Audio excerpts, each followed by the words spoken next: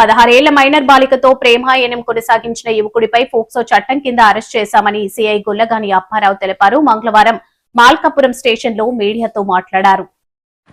మల్కాపురం త్రినాథపురం బాధితులు ఇంటికి వెళ్లిన నిందితుడు బాధితురాలుపై అత్యాచారం యత్నం చేసినట్లు తల్లి పోలీసులకు ఫిర్యాదు.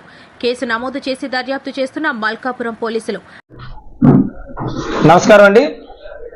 నేను విశాఖపట్నం సిటీ మల్కాపురం పోలీస్ స్టేషన్కి సంబంధించిన SHO అండి. అయితే మల్కాపురం పోలీస్ స్టేషన్లో నిన్న అనగా 18వ తేదీని ఒక పోక్సోకి సంబంధించిన కేసు రిజిస్టర్ చేయడం జరిగింది.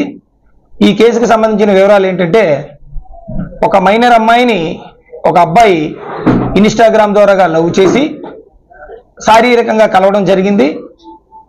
అందువల్ల ఈ అమ్మాయికి సంబంధించిన ఫ్యామిలీ మెంబర్స్ పోలీస్ స్టేషన్కి వచ్చి మైనర్ అమ్మాయిని మాయ మాటలతో చెప్పి ప్రేమ పేరు చెప్పి ఇలా శారీరకంగా కలిసి ఆమె బంగారు భవిష్యత్తు నాశనం చేయడం జరిగిందని చెప్పేసి కంప్లైంట్ ఇవ్వడం జరిగింది.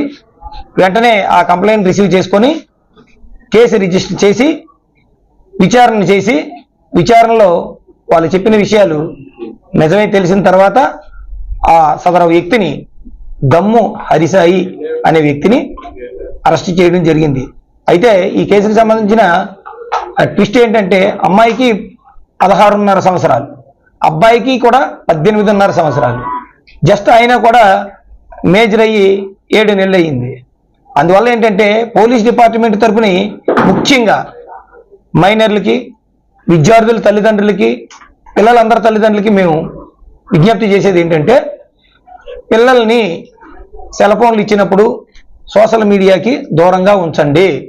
సోషల్ మీడియాలో పిల్లలు రకరకాలైన విషయాలు చూసి ఈ ప్రేమ పట్ల, వేరే విషయాల పట్ల, చూడకూడని విషయాల పట్ల ఆకర్షితులై వాళ్ళు చెడు వ్యసనాలకు అలవాటు పడుతున్నారు.